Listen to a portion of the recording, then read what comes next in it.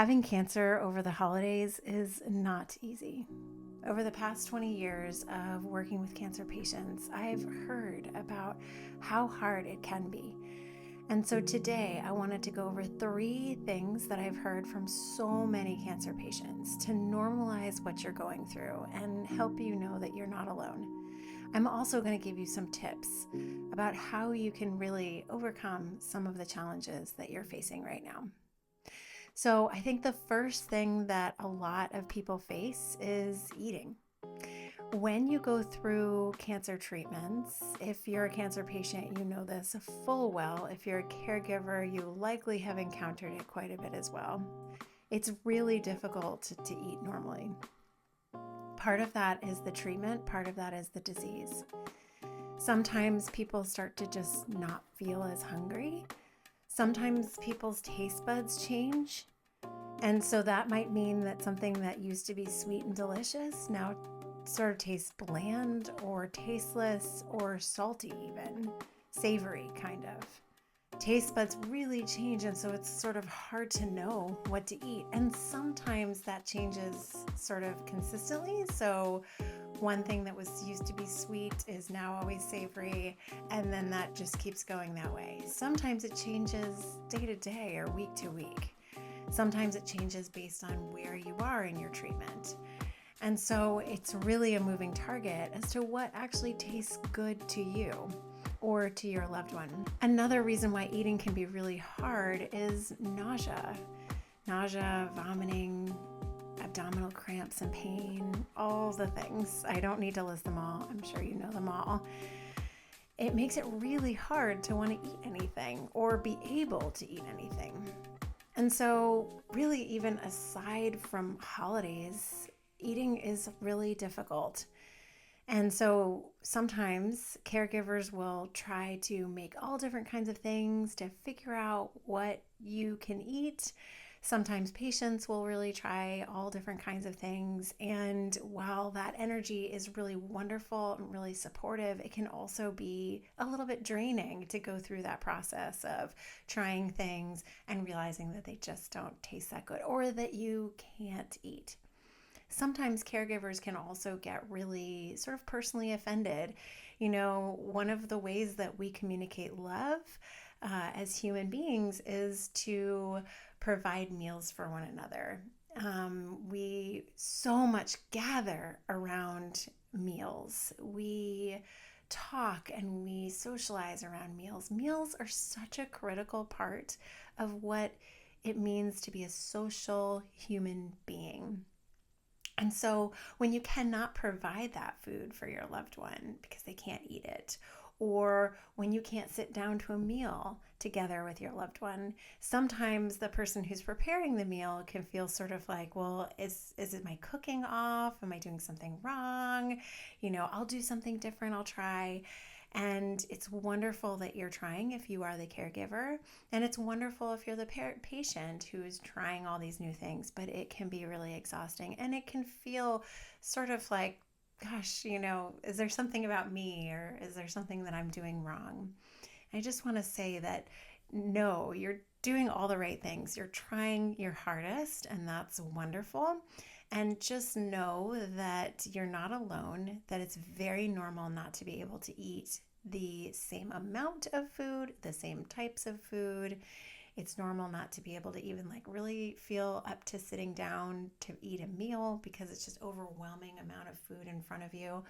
And so now put this together with holidays that are largely celebrated around meals, around, parties with cocktail hours, with, food trays and things like that. And if you're not able to eat or even really be around the smell of food, it makes you nauseous. It's really difficult. And you're not alone. So how can you kind of overcome this difficulty that comes with cancer, especially around the holidays? So one way to do it, if you're able, is to really communicate with your friends and family about how much you can eat and how much you're able to eat, and maybe even some of the things you're able to eat. Now, if you have really understanding family and friends, this should go pretty smoothly. But again, it's really, really, really hard for many people to understand this because it's so much a part of our society. Even people who are super understanding otherwise just have a hard time with the food piece. So another way is to take some of the food that you can eat, take maybe a smaller portion, and try your best to eat as much as you can, but don't force yourself to eat more than you're able to. And people may notice that you're eating a little bit less, but that's kind of a way to get around it a little bit, is just to take smaller portions and to eat what you can, and to remind yourself that it is okay how much you're able to eat, and that you are going through a difficult time right now. And it is not you. It's not that you don't want to eat. It's just that your treatments and your disease are making it really hard to eat right now. So go easy on yourself, give yourself grace, use those small portions, and that might make things just a little bit easier. Another way to overcome this, if you have the energy, is to make a small side dish or a meal that you know tastes good to you and that you can eat. And make sure to put that on your plate and to eat that, so that you're a part of the group and a part of the experience. And if you're the caregiver, honestly, this is your time to shine. It is so hard when caregivers pressure patients to keep eating, to eat more, to, really just taste more things. But if you are able to have that compassion and to understand that this is not a personal attack against you or your cooking or your caregiving, and just check in with your loved one and say, I know that nausea and loss of appetite are a huge part of cancer. Are you able to eat it all? It's okay if you're not. And I want to know, what would be the most helpful for you around the meal. You tell me and I will do whatever works for you. And I know that this is hard and the worst, and I'm in here, I'm in it with you. What a way to shine with your friend, your loved one who is going through cancer. It really communicates a lot of compassion and understanding. So that's how to kind of manage the eating. Eating is such a huge part of our holidays. It's such a huge part of adjusting to cancer and cancer treatments, and it's such a huge part of how you can help one another navigate this time of year. I want to take a quick pause in this video just to encourage you to smash, boop, bop, hit the like button, subscribe if you want to get more content like this. Definitely feel free to put anything in the comments that could be of help to other cancer patients and caregivers. I will also put a video at the end of this video that you can watch for more information and support. Really, anything that you do with this channel, with this video, is like giving me and this channel a gift for the holidays. I really appreciate it. As you can see right now, it's a pretty small channel, and my hope is that we can continue to grow, make better videos, and give you more validation, support, and information as you go through so much with cancer. All right, without further ado, let's get on to the second thing that can really come up for people when they have cancer or a loved one who has cancer during the holiday season, and how you can sort of work around it to make sure that you continue to have a good holiday season. So the second thing that can come up for people is how they engage in those traditions that they used to always do, but now they might not have the energy or the ability to do it anymore.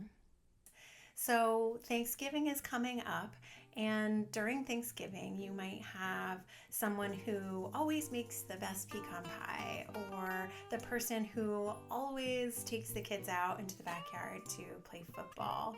Whatever it is, you as the patient may be that person who does that tradition for the family. And this year, you're just not feeling up to it. You don't have the energy. Again, you may not be able to be around food. Food smells very much, or be able to taste that much. You may not be able to be out in the cold due to neuropathy. There may be so many different reasons why you may not be able to do the traditions that you usually do for the rest of your friends and family.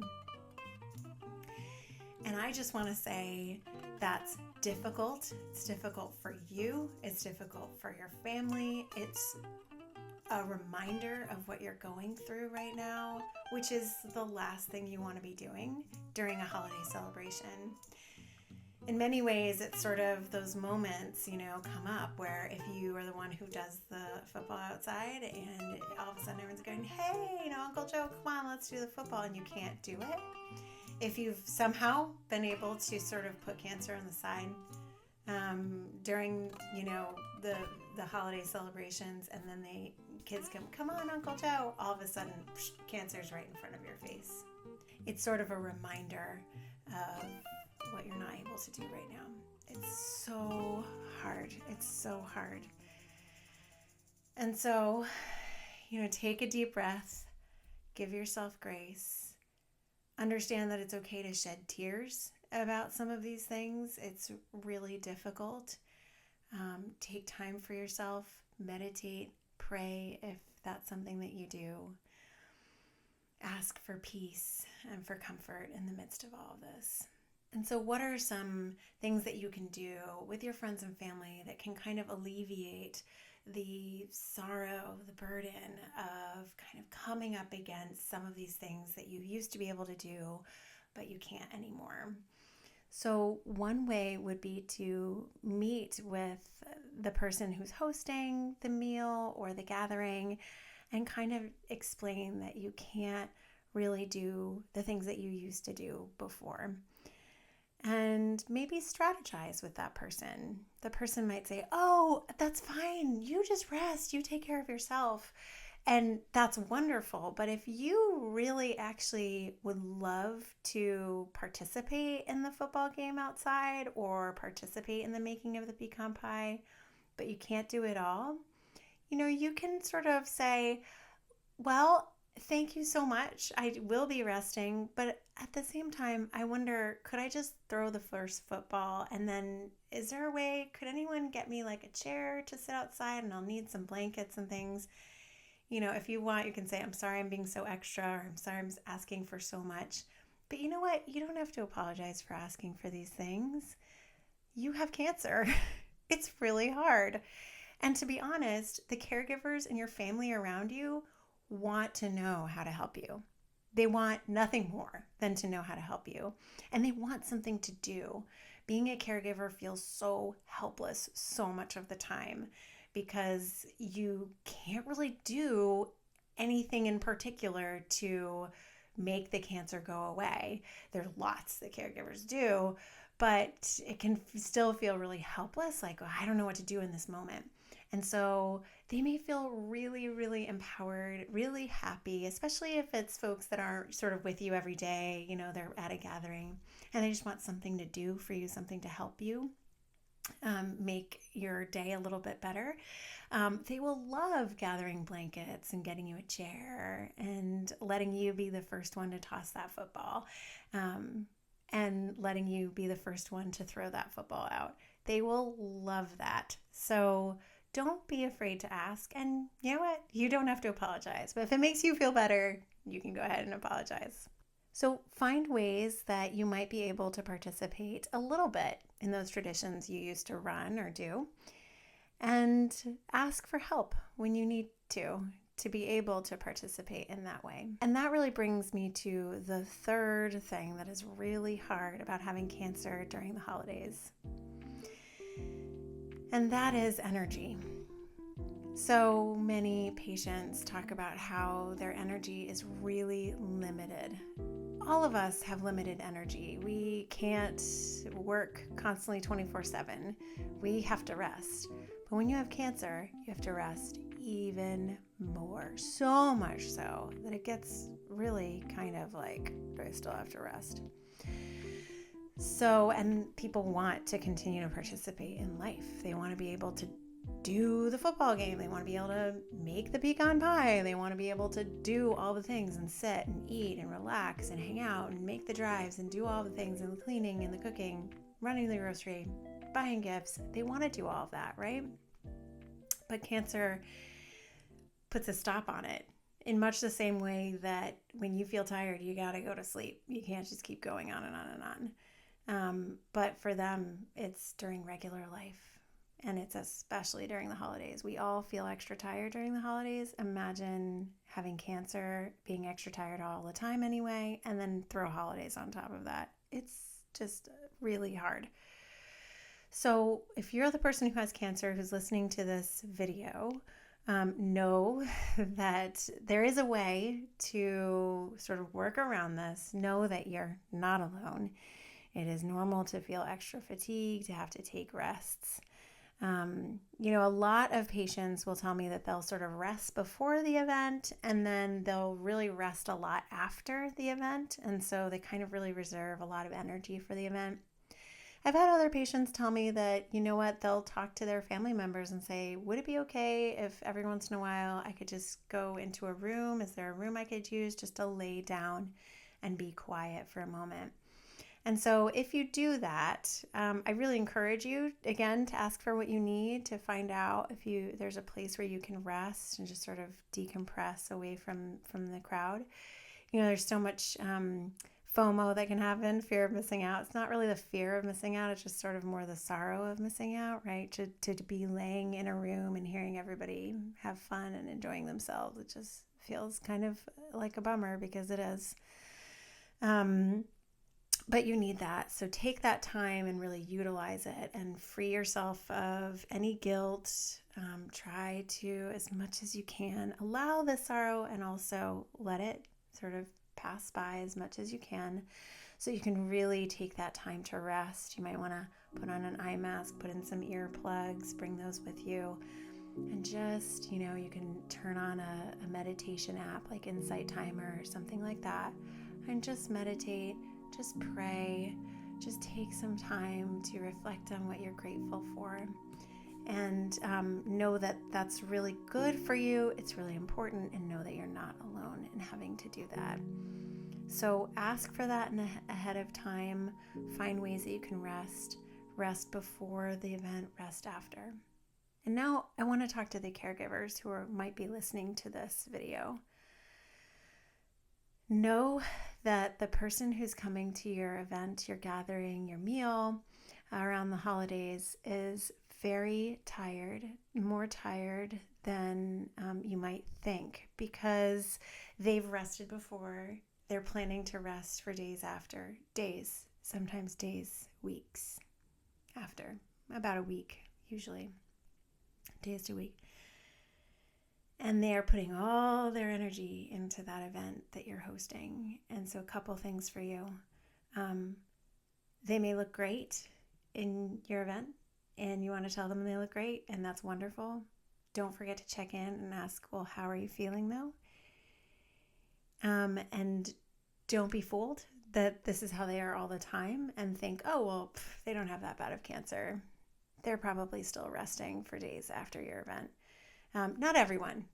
Some people, stage 1, maybe it's going really smoothly. Even stage 4, going really smoothly. They may have lots of energy, but many cancer patients need to rest after these big events. Just because they are full of energy and hanging out with you and seem to be fine doesn't mean that they are like that all of the time. So that's number 1 for you caregivers about energy. Number 2, and I'm going to try not to cry because, I've known some of my patients for a really long time, but every patient is special to me, and I love my patients, and when I think about this one, it sort of just brings up a lot. But for some patients, they may be, and they talk to me about this, they may be thinking that this is their last event. Their last Thanksgiving, their last, whatever it is, New Year's, whatever holiday that you celebrate. And they are seeing this as a very, very sacred time. And so if they're in that place, if their disease is that advanced or could be, I've had lots of patients who think this is my last Thanksgiving, and then we talk again the next Thanksgiving, and they're thinking that again and again. So we'll pray and hope that even if you think that it might be your last, that it's not, that you have a lot more time. But it's on their minds. If their disease is very advanced, it really may be on their mind that this could be their last one. And so whether you're with a cancer patient who is very advanced or not, and they're putting all their energy into this event, they're resting after because it was so draining, and they may be really thinking of this time as a sacred time. Caregivers, please respect that. Please honor that. There's a lot of mess and drama that can happen at holiday gatherings. This is not the time for that. If you have drama you want to bring up, do it another time. As much as you can, guard and protect your loved one who's a cancer patient against the drama and the mess. And this might be a time for speeches. It might be a time for writing cards to each other. It might be a time for, really saying those things, even just if it's kind of in passing in the hallways. One of you goes to the kitchen, the other one's going back to the living room, and just you have a moment together. It is a time for you to really share those things that you love about the person. And you want to do this in a way that isn't too loaded. Your loved one, right? You want to be there for them, but not be like, oh, you're dying now, So there's nuance to this, right? You don't want to be in passing like, I'm so glad I knew you, it's like, but maybe something like, it's just such a blessing to know you, and I'm so glad that you're here today, and I love spending time with you, and you're the best, So your loved one, do what feels right, but all to say, I think that this is a time where you can kind of share some things that you might not otherwise share, and be encouraging, but also acknowledge the sorrow if that feels right, again, for you and for your loved one. Try to really be where they are. If they're super happy and excited and full of life, then be there. If they're kind of pausing, looking quiet, feeling in pain, shedding a tear, be there too. The most important thing about going through the holidays while you also have cancer, the most important thing about celebrating these beautiful holidays while you have cancer is to be with family, is to enjoy one another, to savor, to really soak up every moment that you have together. Whether your cancer is super treatable, and you've got one treatment, and you're in and out and it's sort of done in a couple months, or you've been going through this for decades and it's really advanced. The most important thing about these holidays is that you spend time with the people that you love, and that you honor each other, respect each other, and really savor all those moments. So I hope that this video was helpful for you. I hope it sort of helped you know that you're normal. A lot of what you're feeling is normal. I hope it gave you some tips for how you could sort of work around some things during the holiday season and make it a little bit brighter for all of you. And most of all, I hope that you have a really happy holiday season this year.